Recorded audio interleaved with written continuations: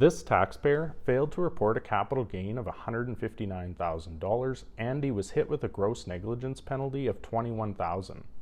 My name's Murph. I'm a CPA helping Canadians achieve financial freedom through common sense strategies.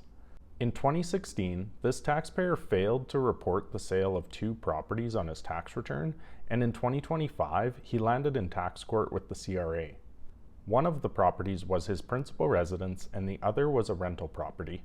In Canada, your principal residence is exempt from tax. However, you still need to report the sale on your tax return. Rental properties are subject to capital gains tax, meaning that 1/2 of the gain is taxed at the individual's marginal tax rate.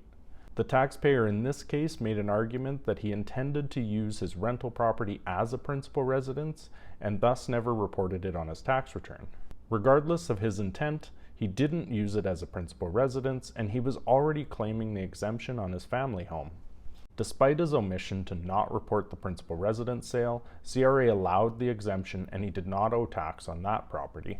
However, he was taxed on the rental property sale. This resulted in a capital gain of $159,000 and a taxable capital gain of $79,500. They also slapped him with a gross negligence penalty of $21,000 because this wasn't the first time he failed to report a capital gain. So I have 2 takeaways. First, always remember to tell your tax advisor about any property sales during the year. Even if it's your principal residence and there's no tax owing, you still need to report it on your tax return.